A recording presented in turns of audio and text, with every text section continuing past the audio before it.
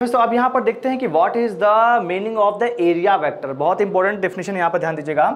What is the meaning of the area vector. Area vector यहाँ पर जो है क्या होता है, ठीक है ना। अब देखिएगा यहाँ पर क्या होता है, एरिया का वेक्टर है। एरिया वैसे बेसिकली क्या होता है, बेसिकली एरिया आपका जो है स्केलर क्वांटिटी होती है। आपके पास जो है दो टाइप की क्वांटिटीज होती हैं, वेक्टर एंड स्केलर। वेक्टर आपकी वो क्वांटिटीज होती है जिसके पास magnitude as well as direction होता है। स्केलर क्वांटिटीज आपकी जो है वो होती हैं जिसके पास सिर्फ आपका जो मैग्नीट्यूड होता है बट डायरेक्शन नहीं होता, ठीक है ना। तो एरिया भी आपका बेसिकली क्या होता है, एक तरह से स्केलर क्वांटिटी होती है, लेकिन मैं यहां पर क्या बोल रहा हूं, एरिया वेक्टर बोल रहा हूं। तो एरिया वेक्टर बेसिकली मैं क्यों बोल रहा हूं, क्योंकि अगर आपके पास कोई भी आपके पास चार्ज है और उससे आपका जो है इलेक्ट्रिक लाइंस ऑफ फोर्स निकल रही जो कि उसके परपेंडिकुलर निकल रही होंगी, तो वो किसी डायरेक्शन में निकल रही होंगी।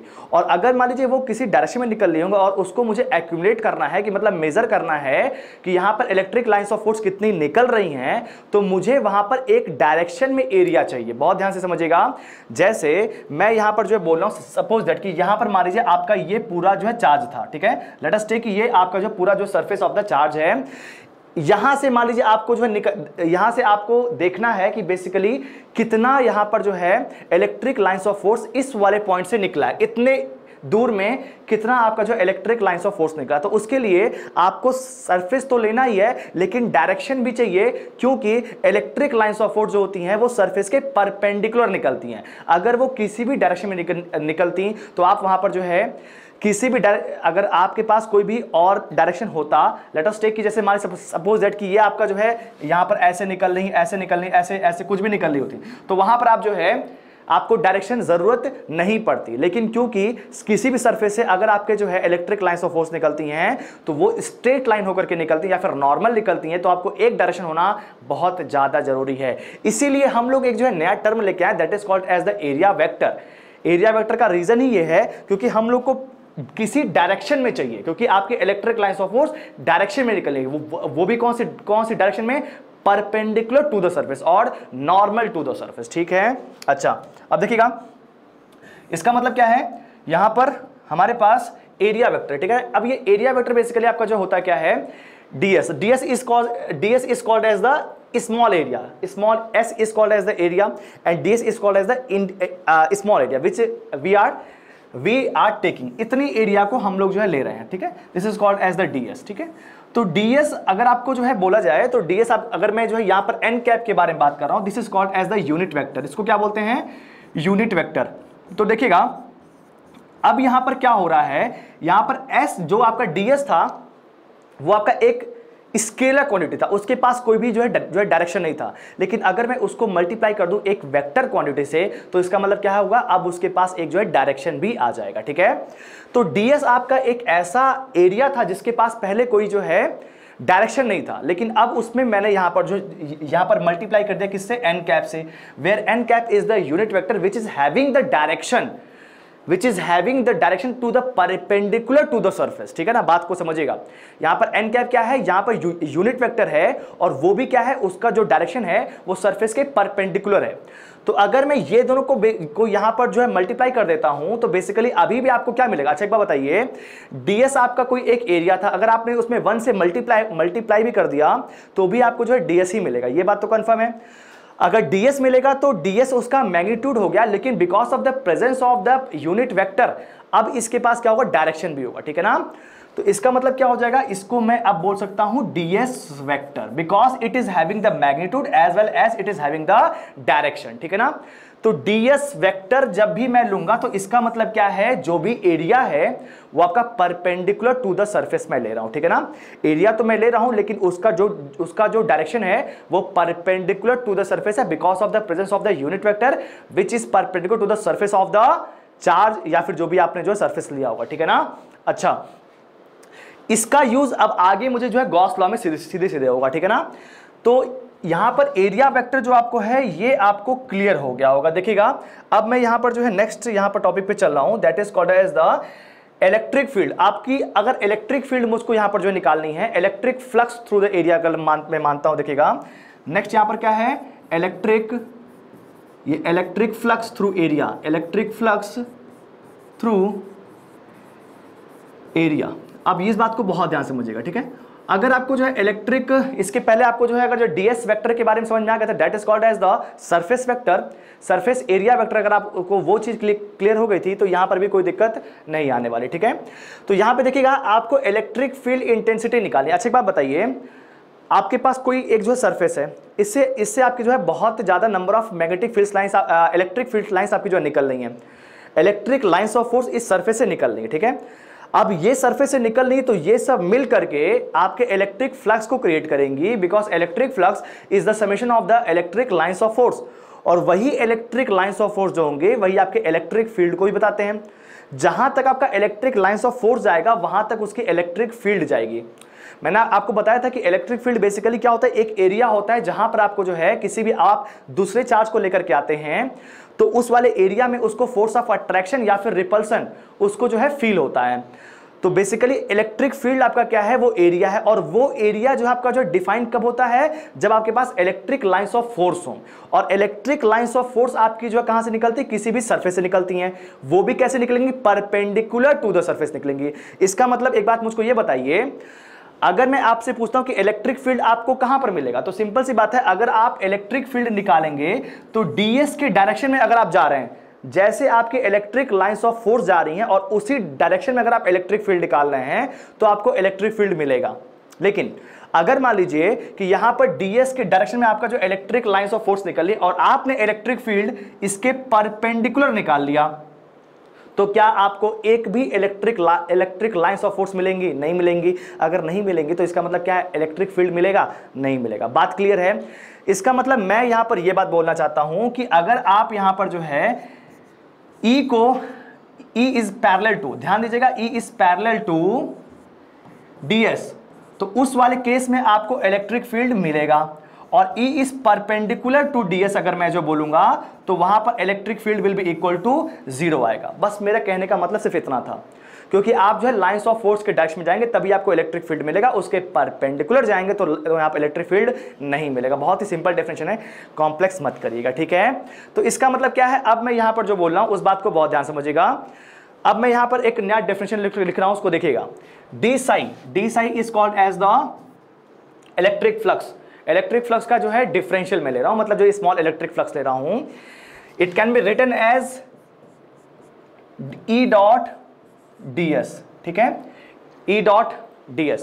अब यहां पर E डॉट ds मैंने यहां पर जो है क्या कहा देखिएगा, क्योंकि आप मुझको ये बताइए, जब भी हम जो डॉट प्रोडक्ट लेते हैं तो बेसिकली क्या करते हैं, वहां पर कॉस आता है और क्रॉस में क्या आता है, साइन आता है। तो देखते हैं, अभी समझ में आ जाएगा क्या हो जाएगा, E into ds into cos of theta. अगर मान लीजिए थीटा इज इक्वल टू, आप यहां पर जो है 0 डिग्री लेते हैं तो इसका मतलब क्या हो जाएगा, D psi will be equal to E dot ds। अगर थीटा इज इक्वल टू आप यहां पर 90 डिग्री लेते हैं तो D psi will be equal to कितना हो जाएगा, 0, और आना भी चाहिए। बात समझ में नहीं आ रही है? अगर आप इलेक्ट्रिक फील्ड को यहां पर एरिया के डायरेक्शन में अगर आप जो है लेकर के जाएंगे तो बेसिकली वहां पर theta will be equal to 0 होगा, तो वहां पर टोटल फ्लक्स भी आपको मिलेगा और वही आपको इलेक्ट्रिक फील्ड इंटेंसिटी भी दिलवाएगा, ठीक है ना। लेकिन अगर मान लीजिए theta is equal to 90 degree आपने ले लिया कि जो है जो आपका ds है, ds is called as the surface vector, surface area vector, और उसके अगर आप जो है 90 डिग्री पे जा रहे हैं तो बेसिकली आपको वहां पर कोई भी इलेक्ट्रिक फ्लक्स या फिर इलेक्ट्रिक फील्ड नहीं मिलेगा, ठीक है ना। तो यहां पर आप देख सकते हैं कि D psi will be equal to 0, D psi is called as the electric flux, differential electric flux will be equal to 0 in case आपका theta is equal to 90 degree हो रहा है। तो यहां से आपको एक बात जो है क्लियर हो रही है कि आपको जो है टोटल अगर जो फ्लक्स के बारे में बात कर रहे हैं तो E डॉट ds से भी हम लोग यहां पर जो है निकाल सकते हैं, क्योंकि जो आपका इलेक्ट्रिक फ्लक्स है वही आपके इलेक्ट्रिक फील्ड इंटेंसिटी को भी बताता है। सिंपल सी बात है, इलेक्ट्रिक फ्लक्स जो है, इलेक्ट्रिक लाइंस ऑफ फोर्स आपका जो है इलेक्ट्रिक फ्लक्स को बताता है और इलेक्ट्रिक फ्लक्स ही आपका जो है इलेक्ट्रिक फील्ड इंटेंसिटी को भी बताता है। सब चीजें आपस में लिंक्ड है, ठीक है। बहुत ही सिंपल बात है, आपके पास चार्ज है, चार्जेस से आपके जो है इलेक्ट्रिक लाइंस ऑफ फोर्स निकल रही है, उनके कॉम्बिनेशन को हम लोग यहाँ पर इलेक्ट्रिक फ्लक्स बोल रहे हैं। और जहां तक इलेक्ट्रिक फ्लक्स जाएगा वहां तक आपको इलेक्ट्रिक फील्ड इंटेंसिटी फील होगी या फिर महसूस होगी, ठीक है ना। तो एवरीथिंग्स आर लिंक्ड, ठीक है। तो I hope it is clear to you. ये आपका जो है बहुत ही सिंपल डेफिनेशन था, तो ये चीज आपको जो है दिमाग में रखनी है और इसमें कोई जो है दिक्कत नहीं करना है, गलती नहीं करना है, तो ठीक है। इसके बाद देखिएगा, यहां पर देखिएगा, इसके बाद हम लोग यहां पर जो चल रहे हैं चार्जेस डिस्ट्रीब्यूशन के बारे में, ठीक है ना, कि यहाँ पर चार्ज डिस्ट्रीब्यूशन आपका जो है कैसे कैसे हो सकता है। देखिएगा अब यहाँ पर आपके जो चार्ज डिस्ट्रीब्यूशन आपके जो है 3 टाइप के हो सकते हैं, एक होता है लाइन चार्ज, एक होता है सरफेस चार्ज और एक होता है वॉल्यूम चार्ज, ठीक है ना। अब देखिएगा फर्स्ट मैं यहाँ पर लिख रहा हूँ, स्टार्टिंग में लिखता हूँ कि यहाँ पर चार्ज डिस्ट्रीब्यूशन हम लोग पढ़ने वाले हैं, चार्ज डिस्ट्रीब्यूशन, ठीक है ना, चार्ज डिस्ट्रीब्यूशन, ठीक है। अब इसमें देखिएगा यहाँ पर फर्स्ट हम लोग यहाँ पर जो है पढ़ेंगे लाइन चार्ज डिस्ट्रीब्यूशन, ठीक है। फर्स्ट यहाँ पर क्या है, लाइन चार्ज डिस्ट्रीब्यूशन, ठीक है ना, लाइन चार्ज डिस्ट्रीब्यूशन, ठीक है। तो यहाँ पर हमारा जो फर्स्ट क्या है, that is called as the line charge distribution, ठीक है ना। लाइन चार्ज डिस्ट्रीब्यूशन का मतलब क्या है, सपोज इट कि आपके पास एक लाइन है, ठीक है ना, लेट अस टेक कि यहाँ पर एक आपका जो लाइन है, इसके ऊपर मैंने जो चार्जेस को प्लेस्ड कर दिया, ठीक है ना, इसके ऊपर यहाँ पर जो चार्जेस रखे हैं और टोटल जो आपका चार्ज है that is called as the Q and L is the length of the line, ठीक है। यहाँ पर लाइन आपका जो कुछ भी सकता है, ठीक है। तो यहाँ पर जो लाइन चार्ज डिस्ट्रीब्यूशन होता है इसको हम लोग जो बेसिकली जो दिखाते किससे हैं, लैम्डा से शो करते हैं, ठीक है ना। तो लैम्डा इज इक्वल टू क्या होता है, Q divide by L, where Q is the charge which is distributed over the line, ठीक है ना। किसी भी जो लाइन पे होगा तो उसको हम लोग जो है बोलते क्या है, वहां पर चार्ज आपका क्यू हो गया और उस डिस्ट्रीब्यूशन को हम लोग क्या बोलते हैं, लाइन चार्ज डिस्ट्रीब्यूशन बोलते हैं और उसको हम लोग शो किससे करते हैं, लैम्डा से शो करते हैं और इसका जो यूनिट होगा वो आपका क्या होगा, कूलम्ब पर मीटर होगा, ठीक है ना, कूलम्ब पर मीटर होगा, ठीक है ना। I hope it is clear to you, simple सी बात है, दिक्कत नहीं आनी चाहिए, ठीक है ना। सेकंड हमारे पास क्या था, सरफेस चार्ज डिस्ट्रीब्यूशन, देखिएगा सेकंड हमारे पास क्या है, सरफेस चार्ज डिस्ट्रीब्यूशन, ठीक है ना। तो सरफेस चार्ज डिस्ट्रीब्यूशन आपका जो है बेसिकली क्या होता है, सरफेस चार्ज डिस्ट्रीब्यूशन, ठीक है ना। अब ये आपका क्या होता है, किसी भी सरफेस के ऊपर होता है, ठीक है ना। सपोज दैट कि आपके पास मान लीजिए कोई भी यहाँ पर सरफेस हो गया और सरफेस के ऊपर यहाँ पर आपके जो चार्जेस जो है डिस्ट्रीब्यूटेड है, ठीक है ना, सरफेस के ऊपर है, ध्यान दीजिएगा, अंदर नहीं है, सरफेस के ऊपर है, ठीक है ना। तो इसका मतलब क्या हो गया, इसको हम लोग बेसिकली किससे दिखाते हैं, सिग्मा से, सिग्मा से इसको हम लोग जो है डिनोट करते हैं, ठीक है ना। तो Q ये आपका क्या हो जाएगा, sigma is equal to Q divide by S, ठीक है। S is called as the area, यहाँ पर L आपका क्या था, लेंथ था और S क्या है, एरिया है। अगर यहाँ पर सपोज दैट कि आपके पास जो स्फीयर है तो स्फीयर का आपको यहाँ पर एरिया लेना पड़ेगा, ठीक है। तो इसका अगर मैं यहाँ पर यूनिट पूछता हूँ तो इसका जो आपका यूनिट होगा वो क्या हो, coulomb per metre square, because the unit of the area is metre square. बात क्लियर है। तो फर्स्ट आपका क्या होगा, लाइन चार्ज डिस्ट्रीब्यूशन हो गया and second is called as the surface charge distribution हो गया। इसके बाद हमारे पास जो थर्ड आता है that is called as the volume charge distribution, ठीक है ना। अब देखिएगा थर्ड हमारे पास क्या है, वॉल्यूम चार्ज डिस्ट्रीब्यूशन, ठीक है। इसको भी एक बार जो है देख लेते हैं, ठीक है। तो यहां पर थर्ड आ गया, this is called as the volume charge distribution, ठीक है ना।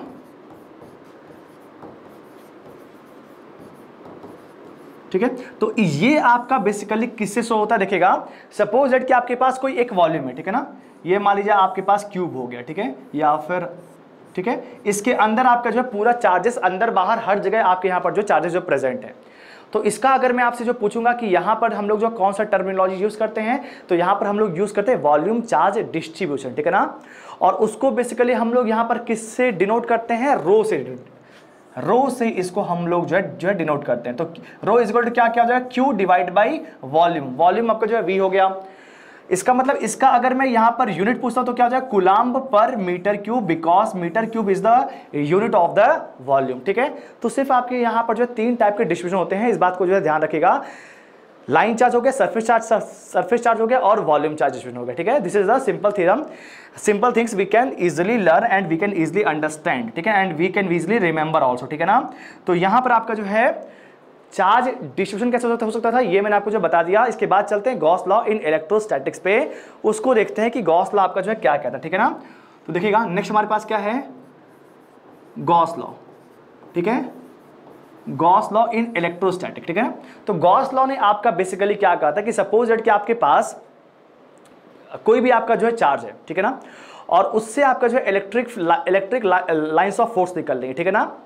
कोई आपके पास क्या है, चार्ज है, सपोज दैट कि आपके पास प्लस क्यू का चार्ज है और इससे इलेक्ट्रिक लाइंस ऑफ फोर्स निकल रही है, ठीक है ना, ठीक है, बहुत सारी आपकी जो इलेक्ट्रिक लाइंस ऑफ फोर्स निकल रही है, ठीक है। तो उसने ये बोला कि जो भी इसका फ्लक्स होगा, ठीक है, the total flux will be equal to what होगा, ध्यान दीजिएगा, flux will be equal to integration of E dot D S. तो ये तो मैंने आपको जो है बताया था इसके पहले ही, जब मैंने एरिया वेक्टर बताया था उसके बाद मैंने इलेक्ट्रिक फ्लक्स के बारे में बताया था कि D psi is equal to, मैंने आपको बताया था कि जो है D psi will be equal to क्या होगा, ई डॉट डी एस होगा। तो अगर मैं यहां से अगर जो है डिफरेंशियल को हटाता हूं तो यहां पर क्या हो जाएगा, इधर आएगा तो इंटीग्रेशन में कन्वर्ट हो जाएगा, तो integration of E dot D S, ठीक है। तो आपका क्या गॉस लॉ क्या बोलता है, अगर आपने जो है, अगर आपके पास कोई चार्ज है और उससे आपकी जो इलेक्ट्रिक लाइंस ऑफ फोर्स निकल रही हैं और आपने कोई भी एक एरिया ले लिया, ठीक है ना, ये जो एरिया है इसको हम लोग मान लीजिए डीएस बोल रहे हैं, ठीक है ना, ये एरिया आपका क्या है, डीएस है, ठीक है। तो ई डॉट डीएस हम अगर जो बोल रहे हैं तो बेसिकली क्या बोल रहे हैं, टोटल फ्लक्स बोल रहे हैं, ठीक है।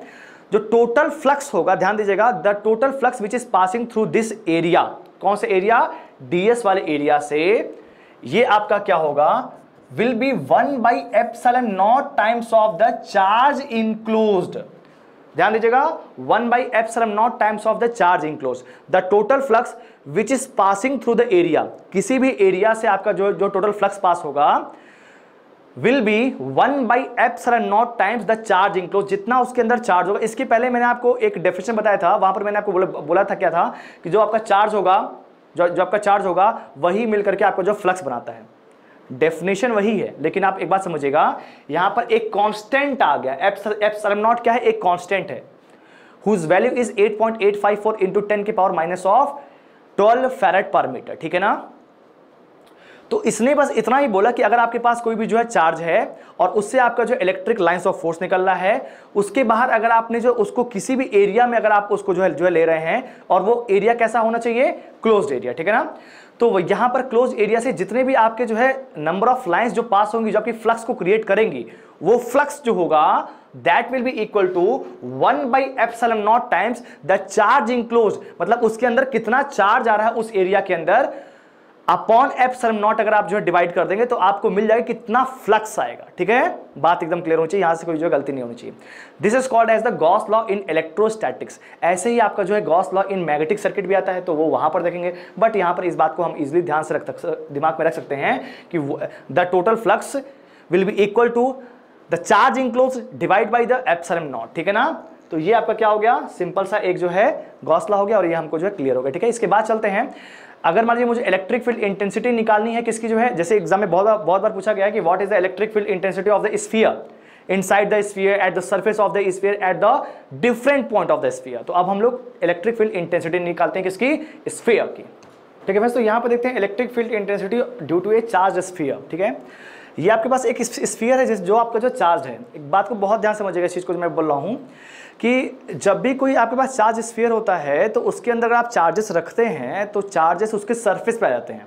इसका रीज़न क्या है, सपोज एट कि आपके जो है चार्जेस मान लीजिए ऐसे ऐसे मैंने रख दिए, ठीक है, लेट अस टेक कि मैंने जो है चार्जेस को ऐसे से रख दिया, तो सिंपल सी बात है, ये चार्जेस सब आपके जो है पॉजिटिव हैं, तो ये सब एक दूसरे को रिपेल करेंगे, रिपेल करके भागने की कोशिश करेंगे।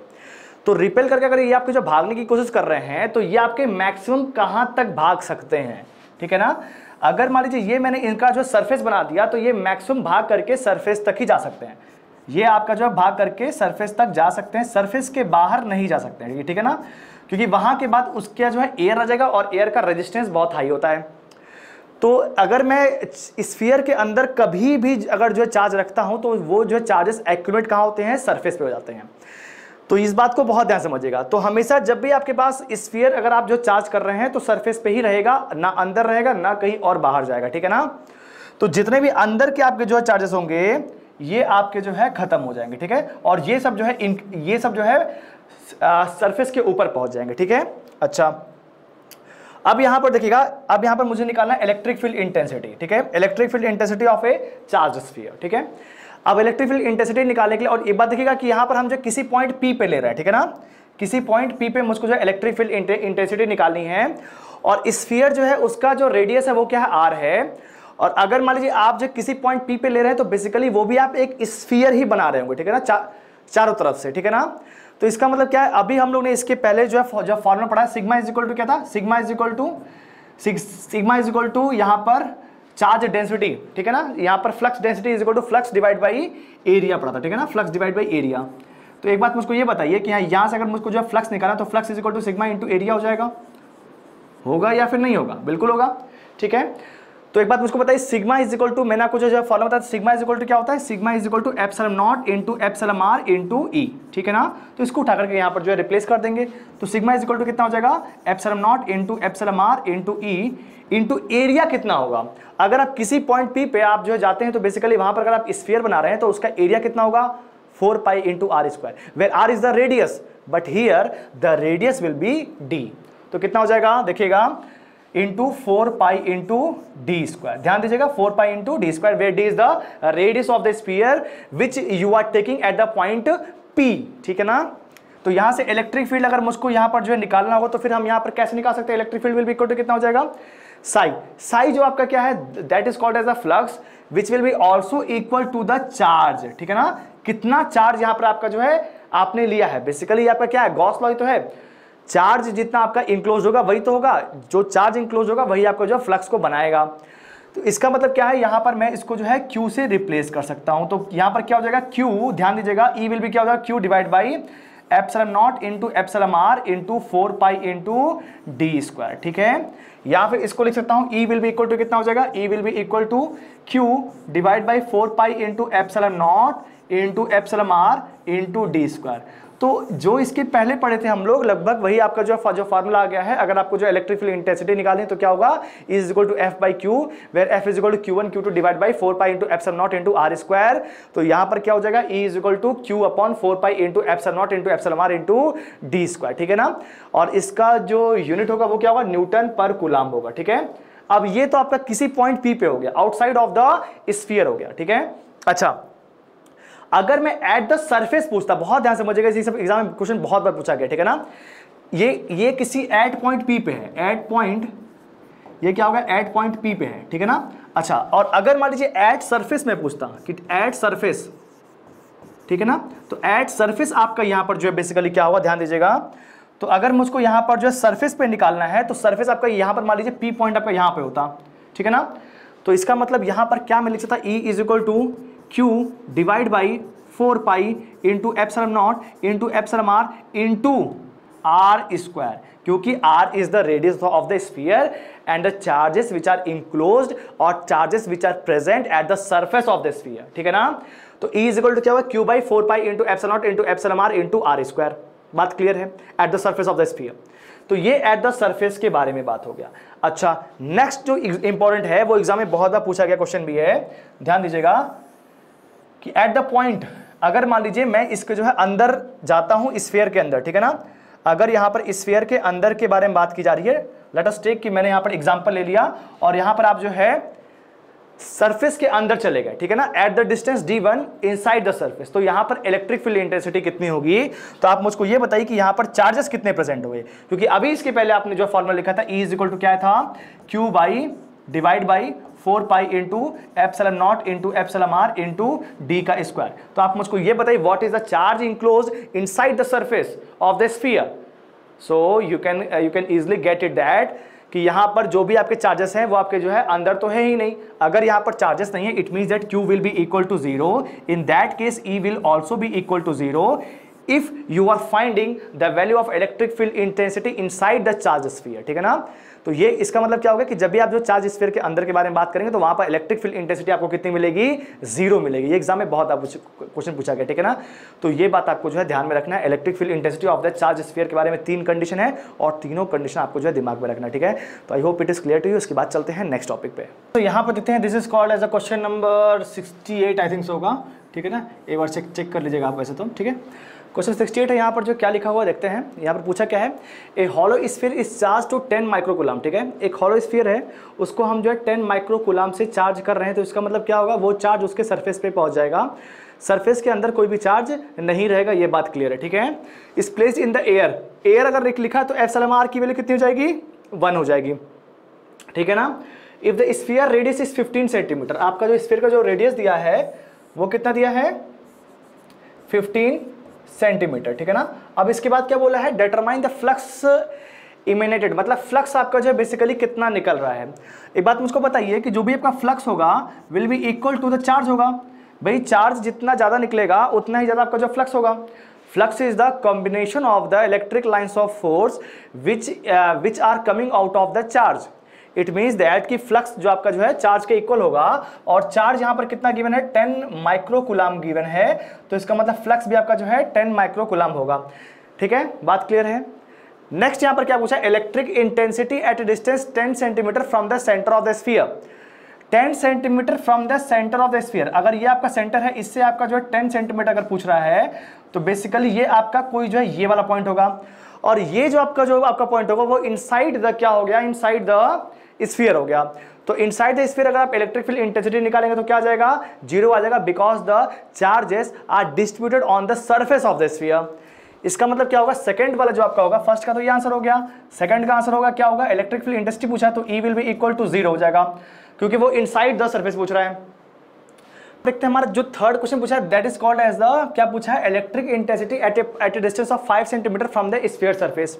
ठीक है, तो ये मान लीजिए आपके पास एक स्फीयर है और इससे जो है 5 centimetre from the sphere surface से पूछा, ठीक है ना, दिस इज द 5 सेंटीमीटर। ठीक है, रेडियस इसका कितना गिवन है, radius is given as 15 centimetre. ठीक है ना, ये आज इसका जो रेडियस है इसलिए कितना है 15 है। तो अब आप मुझको ये बताइए द टोटल डिस्टेंस यहाँ से यहाँ तक कितना हो जाएगा, 15 + 5 = 20 सेंटीमीटर हो जाएगा। तो यहाँ पर आपको जो इलेक्ट्रिक फील्ड इंटेंसिटी पूछ रहा है, electric field intensity at a distance of 5 centimetre from the sphere surface, तो E = कितना हो जाएगा, Q by, E will be equal to कितना हो जाएगा, E will be equal to Q by 4 pi into epsilon naught into epsilon r into D square, D is called as 20 centimetre में given है। इसको अगर जो है मीटर में कन्वर्ट करेंगे तो कितना हो जाएगा, 0.2 मीटर हो जाएगा। तो 0.2 आप यहाँ पर जो है पुट कर देंगे और इसका स्क्वायर कर देंगे। एप्सिलॉन r यहाँ पर क्या होगा, because of the presence of the air, because of the presence of the air यहाँ पर कितना हो जाएगा, 1 हो जाएगा। तो कितना हो जाएगा Q यहाँ, वो यहाँ पर कितना गिवन है 10, तो 10 × 10 के पावर -6, ठीक है ना, माइक्रोकूलम में दिया हुआ है। और 1/4 पाई एप्सिलॉन नॉट कितना होता है, 9 × 10 के पावर 9, 9 × 10 के पावर 9 डिवाइड बाई कितना हो गया, 0.2 का स्क्वायर आ गया। ठीक है, तो यहाँ से हमारी जो है इलेक्ट्रिक फील्ड इंटेंसिटी E की जो है वैल्यू निकल जाएगी, that will be equal to कितना आ जाएगा, 0.75, कितना आ जाएगा, 0.75 नहीं आएगा, 2.25 आएगा, सॉरी देख लीजिएगा एक बार, चेक कर लीजिएगा, कोई दिक्कत नहीं है। तो यहाँ से आपको जो कितना मिलेगा, 2.25, ठीक है ना, 2.25 इंटू 10 के पावर 6, ठीक है ना, इंटू 10 के पावर 6, क्या यूनिट क्या होगा, न्यूटन पर कूलम होगा, because electric field intensity has the unit of newton per coulomb. ठीक है, I hope it is very much clear to you. ठीक है, सिंपल क्वेश्चन था, यहाँ पर हो गया। इसके बाद देखिएगा यहाँ पर एक चीज और पूछा हुआ है, वो यहाँ पर ये पूछा हुआ कि what will be the value, what will be the effect of the above mentioned values if the charge sphere is placed in the oil of relative permittivity 3। ठीक है, अब यहाँ पर एप्सिलॉन r = 3 दिया है, तो पूछा है कि what will be the effect, effect क्या होगा किस पे, आपका जो है यहाँ पर इलेक्ट्रिक फील्ड इंटेंसिटी पे। तो E = अभी आपने जो देखा है कि E = आपको जो कितना मिल गया है, E = आपको मिला है 2.25, कितना मिला है, 2.25 इंटू 10 के पावर 6 न्यूटन पर कूलम। ठीक है, अगर यहाँ पर आप जो है 3 का यूज करते हैं, परमिटिविटी 3 का यूज करते हैं, तो बेसिकली E = F/Q आप कर रहे हैं, और वहां पर F = 1/4 pi epsilon naught into epsilon r Q/r² रख रहे हैं। ठीक है ना, तो बेसिकली अगर आप बताइए यहाँ पर एप्सिलॉन r = अगर आप जो है 3 रख देंगे इसमें, तो ये आपका क्या हो जाएगा, पहले वाली वैल्यू से 3 का डिवीजन हो जाएगा। या फिर अगर आपको ऐसे समझ में ना आए तो आप ऐसे भी देख सकते हैं कि E will be equal to कितना हो जाएगा, 1/4 pi into epsilon naught into epsilon r will be equal to कितना हो जाएगा, 3 हो जाएगा, इंटू डी की जगह 0.2 का स्क्वायर, क्योंकि फर्स्ट और सेकंड तो आपका जो है 0 ही रहेगा, सिर्फ थर्ड वाले में नहीं, फर्स्ट वाले में तो आपका क्या है, फ्लक्स तो उतना ही रहेगा, flux will be equal to कितना होगा, 10 माइक्रोकूलम भी रहेगा, तो उसमें कोई दिक्कत नहीं है। सेकंड वाला आपका जो है 0 ही रहेगा, क्योंकि आप जो है उसमें सरफेस के अंदर के बारे में बात कर रहे हैं, और थर्ड वाले केस में चेंज होगा, तो वहां पर ये चेंज हो सकता है कि इतना हो जाएगा, इंटू कितना हो जाएगा, 1/4 pi epsilon naught into epsilon r into D square, D = इतना पुट कर दिया, और यहाँ पर चार्ज कितना गया, 10 इंटू 10 के पावर -6। ठीक है ना, तो ये सारी वैल्यूज को अगर आप जो है पुट करेंगे तो बेसिकली ये वैल्यूज का आपको जो पहले जो वैल्यू आया था 2.25 आया था, वो आप जो है डिवाइड बाई 3 हो जाएगा। तो कितना हो जाएगा, 2.25 इंटू 10 के पावर 6 डिवाइड बाई 3, ठीक है। तो यहां से आपको जो है मिल जाएगा what is the value of electric field intensity, that will be equal to 0.75, कितना जाएगा 0.75 इंटू 10 की पावर 6 न्यूटन पर कूलम, ठीक है। तो I hope it is very much clear to, simple सा क्वेश्चन था और सिंपल से यहाँ पर आंसर भी आ गया, कोई दिक्कत नहीं, ठीक है। तो अब इसके बाद चलते हैं नेक्स्ट क्वेश्चन पे। नेक्स्ट क्वेश्चन को यहाँ पर हम लोग जो है देखते हैं कि what will be the next question, ठीक है। अब ये भी क्वेश्चन कुछ उसी तरह से पूछा हुआ है, इसको भी एक बार जो देख लेंगे तो अच्छा सा प्रैक्टिस हो जाएगा अपना, ठीक है। देखिएगा यहाँ पर क्या पूछा भाई, ए charge of 20 microcoulomb is uniformly distributed on the surface of the hollow sphere of 10 centimetre radius, ठीक है ना। अब यहाँ पर क्या है, आपके पास जो स्फीयर है इसका जो रेडियस है वो अब कितना है 10 सेंटीमीटर है, ठीक है ना। इस चीज को ध्यान में रखिएगा। इसके बाद क्या बोला है कि इसके ऊपर जो हम जो सरफेस जो चार्ज रख रहे हैं वो कितना रख रहे हैं 20 माइक्रोकूलम का रख, तो Q इज इक्वल टू कितना हो गया 20 माइक्रोकूलम, ठीक है। इसके बाद क्या बोल रहा है, the electric field intensity at a distance of 5 centimetre from the centimetre of the radius. 5 centimetre अगर आप जो निकालेंगे तो बेसिकली आप जो है सरफेस के अंदर ही है, 5 सेंटीमीटर कहीं यहां पर आएगा। अगर आप सरफेस के अंदर होंगे तो इसका मतलब यहां पर जो है, यहां पर आपका जो इलेक्ट्रिक फील्ड इंटेंसिटी कितना आ जाएगा 0 आ जाएगा, because there is no charge present inside the surface of the sphere, ठीक है। नेक्स्ट देखिएगा 20 centimetre from the centre of the sphere. 20 centimetre अगर आप यहां पर जो निकलेंगे from the centre of the sphere लिखा, ध्यान दीजिएगा। तो सेंटर से अगर आप यहां से देखेंगे तो अब यहां पर टोटल डिस्टेंस कितना हो जाएगा 20 सेंटीमीटर हो जाएगा। इट मींस दैट ये आपका कितना हो जाएगा 0.2 मीटर हो जाएगा, ठीक है।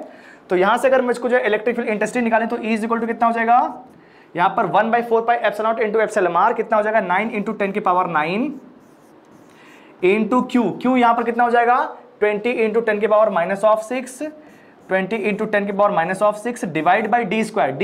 d यहां पर कितना हो जाएगा 0.2 मीटर, तो कितना हो जाएगा 0.2 का होल स्क्वायर, ठीक है। और यहां पर कुछ एयरवेयर लिखा है, अगर एयरवेयर कुछ भी नहीं लिखा होता ना यार ध्यान दीजिएगा, तो वहां पर आप जो है वन लेकर के चलेंगे, ठीक है। अगर मेंशन नहीं हो तो आप एयर को ही मान के चलेंगे, मेंशन होगा तो इसका मतलब वहां पर लिखा रहेगा कि आपको जो कौन सा मीडियम यूज करना है।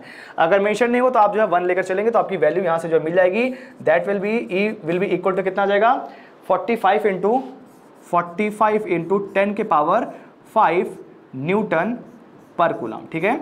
तो सिंपल क्वेश्चन है, यहाँ पर कोई दिक्कत नहीं होनी चाहिए। तो यहाँ से आपको जो है E की वैल्यू जो मिल जाएगी, ठीक है। तो ये भी यहाँ पर जो क्लियर हो गया। इसके बाद चलते हैं हम लोग जो है नेक्स्ट टॉपिक पे, ठीक है फ्रेंड्स। तो अब यहाँ पर क्या है, हमको इलेक्ट्रिक फील्ड इंटेंसिटी निकालनी है ऑफ ए सिलेंडर। आप देख सकते हैं कि यहाँ पर हमारे पास क्या है लॉन्ग सिलेंडर है, आप देख सकते हैं दिस इज ए सिलेंडर, ठीक है ना। अगर आप किसी पॉइंट P पे निकालेंगे तो बेसिकली आप जो है किसी पॉइंट P पे अगर निकाल भी रहे हैं तो आपको जो एक सिलेंडर बनाना पड़ेगा उसको जो क्लोज करने के लिए।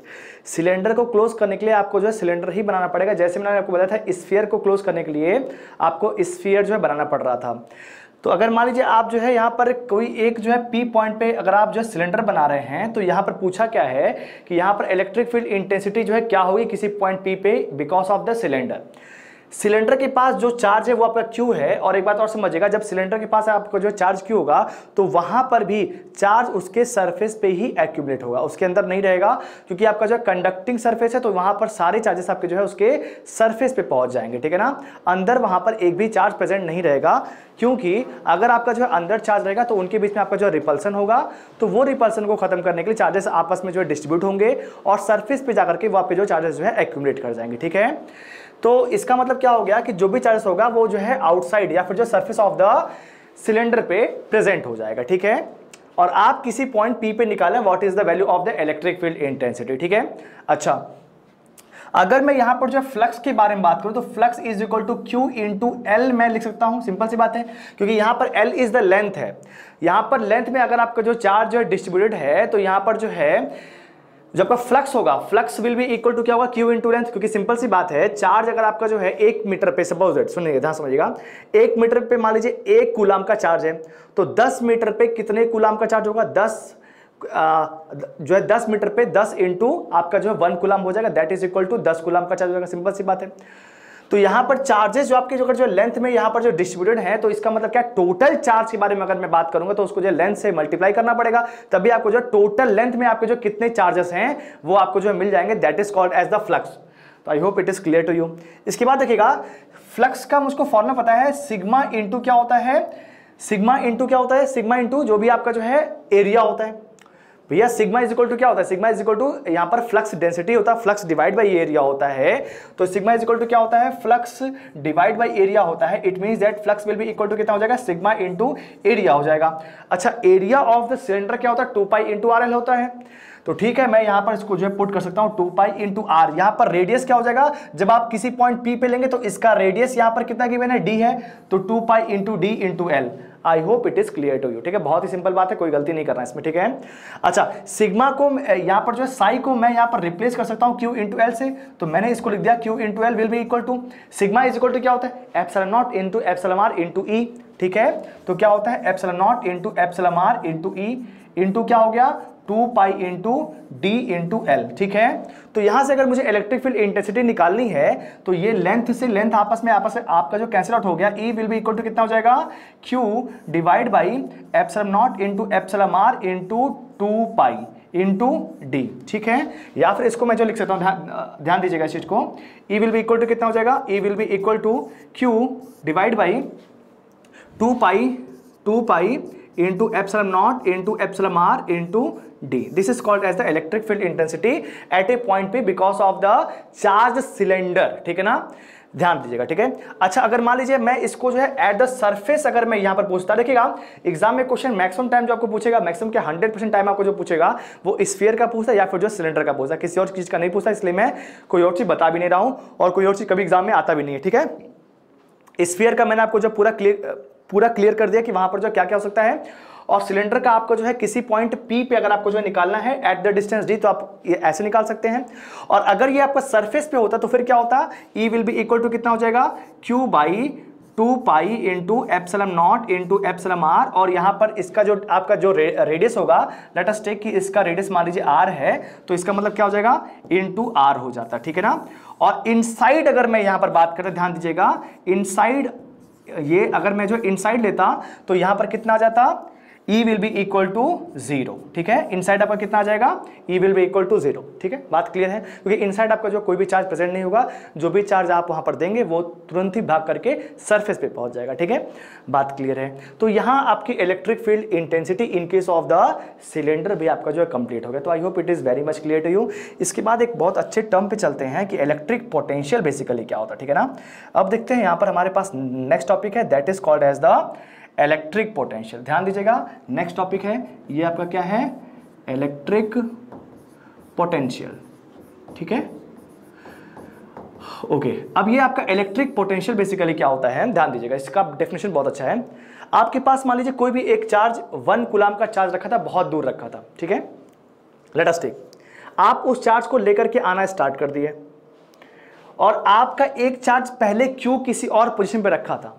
मान लीजिए Q यहां पर चार्ज रखा हुआ था, तो अगर यहां पर Q चार्ज रखा होगा तो इसके पास अपना एक इलेक्ट्रिक फील्ड होगा। मतलब क्या है, इलेक्ट्रिक लाइंस ऑफ फोर्स इससे आपकी जो है निकल रही होंगी। ठीक है, और आपने +1 कूलाम का चार्ज लेकर के आना स्टार्ट कर दिया इसके पास। ठीक है ना, इस चार्ज के पास लेकर के आना स्टार्ट कर दिया। जब बहुत दूर थे तो इसका इस पे रिपल्सन का जो फोर्स हुआ, क्योंकि ये भी पॉजिटिव है ये भी पॉजिटिव है, तो बहुत दूर होने की वजह से इस पे इसका जो रिपल्सन का फोर्स होगा वो नेग्लेक्टेड होगा। लेकिन जब आप पास लाना स्टार्ट करेंगे तो धीरे धीरे करते हुए इसके इलेक्ट्रिक फील्ड वाले जो एरिया में ये आना स्टार्ट हो जाएगा। तो हो सकता है कि अब यहां पर जो रिपल्सन लगना स्टार्ट हो जाए। रिपल्सन तो लगेगा ही। अब ये जब आप रिपल्सन लगेगा तो बेसिकली आप एक जो है फोर्स लगा रहे हैं इसके पास लेकर के आने के लिए। बेसिकली आप एक वर्क कर रहे हैं इसको जो है लेकर के आने के लिए कि इसके पास मैं जो है लेकर के आऊं। अगर आपको जो है वर्क नहीं करते तो ये क्या आएगा अपने आप से, बिल्कुल नहीं आएगा। तो आपको जो है कोई फोर्स लगाना पड़ेगा, कोई जो वर्क लगाना पड़ेगा, बेसिकली कोई वर्क करना पड़ेगा, काम करना पड़ेगा इसको इसके पेरिफेरी में लेकर के आने के लिए। तो ये जो आप जो वर्क करते हैं इसी को हम लोग क्या बोलते हैं, इलेक्ट्रिक पोटेंशियल बोलते हैं। तो इसका मतलब क्या है, इलेक्ट्रिक पोटेंशियल का यहां पर डेफिनेशन क्या हो गया, the work done in bringing a unit positive charge to a point. देखिएगा, यूनिट पॉजिटिव चार्ज को आप यहां पर जो है P पॉइंट पे लेकर के आ रहे हैं, तो जितना आप यहां पर वर्क डन कर रहे हैं that is called as the electric potential. That is called as the electric potential. अब ध्यान दीजिएगा, जैसे सपोज दैट कि मैं आपको जो बोल रहा हूं कि सपोज दैट कि आपके पास जो है एक आपके पास बाल्टी है, बाल्टी में आपके पास पानी रखा है और वो बाल्टी जमीन पे रखी है। तो आपने वहां पर कुछ भी काम नहीं, वहां पर कोई भी आपने काम नहीं किया, वो एज इट इज वहां पर पड़ी हुई है। अगर आप वहां पर उसको ऊपर उठाते हैं, बेसिकली अगर आप जो है बाल्टी को ऊपर उठा रहे हैं, बेसिकली आप जो है वर्क कर रहे हैं, ठीक है ना, वर्क कर रहे हैं, वो वर्क एक्चुअली क्या, वो आपकी किस फॉर्म में जा रही है, पोटेंशियल एनर्जी के फॉर्म में जा रही है, ठीक है ना।